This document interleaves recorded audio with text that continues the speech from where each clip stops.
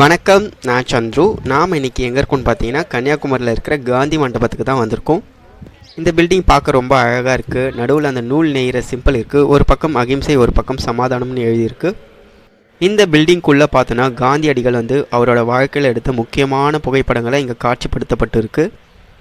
இந்த காந்தி மண்டபம் மகாத்மா காந்தியோட சாம்பல் வைக்கப்பட்ட இடத்துல ஒரு கட்டப்பட்ட மண்டபம் தான் இந்த மண்டபம்.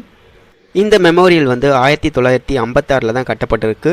79 மீட்டர் உயரம் கொண்டது. இது காந்தியடிகளோட வயசை குறிப்பிட்டிருக்கு.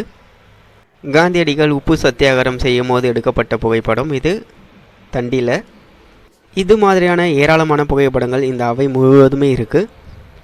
இதுக்குள்ளே சுற்றி பார்க்குறதுக்கு என்ட்ரி ஃபீஸ்லாம் கிடையாது, கம்ப்ளீட்டாக ஃப்ரீ தான்.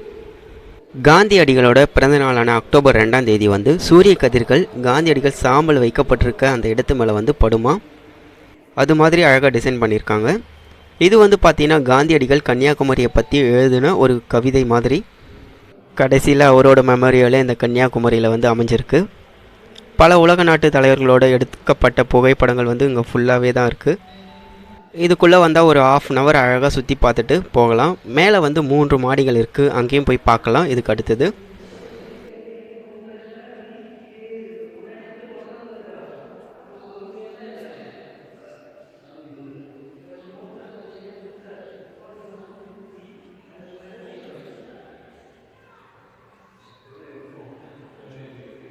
இது மகாத்மா காந்தியோட கையெழுத்து நேர்கூட இருக்கிற ஃபோட்டோ. இந்த ஹாலுக்கு நடுவில் காந்தியடிகளோட சாம்பல் வைக்கப்பட்ட இடம், காந்தியடிகள் புகைப்படம் இருக்குது பாருங்கள். அதான் ரொம்ப அமைதியாக இருக்குது இந்த இடமே ஃபுல்லாக.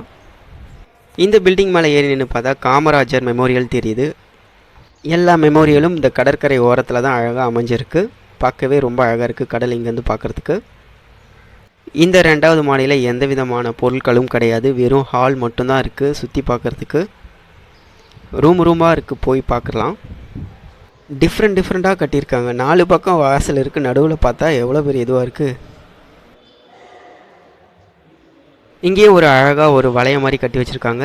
அதுக்கு மேலே இருந்து நம்ம கீழே இருக்கிற அந்த காந்தியோட இதுவை பார்க்கலாம். இந்த ஆள் இங்கேருந்து பார்க்குறதுக்கு ரொம்ப அழகாக இருக்குது. 2வது பில்டிங்லேருந்து பார்க்கும்போது கடல் தெரியுது, வள்ளுவர் சிலையெல்லாம் தெரியுது. அழகாக இருக்குது இந்த இடமும். இது வந்த வழி. நம்ம இப்போ 3வது மாடிக்கும் போகலாம்.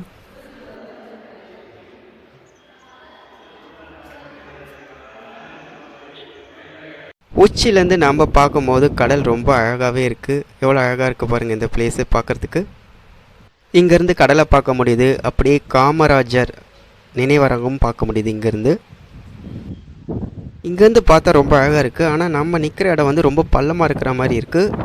அந்த இடம்லாம் பார்த்தா மேடாக இருக்க மாதிரியும் இருக்குது. நாம் இப்போ 3வது மாடியிலேருந்து நின்று பார்த்துட்டு இருக்கோம். ஆனாலும் பள்ளத்தில் இருக்கிற மாதிரி தான் ஒரு ஃபீல் ஆகுது. இங்கேருந்து பகவதி அம்மன் கோவிலும் நமக்கு தெரியுது. அழகாக பகவதி அம்மன் கோவில் இருக்குது.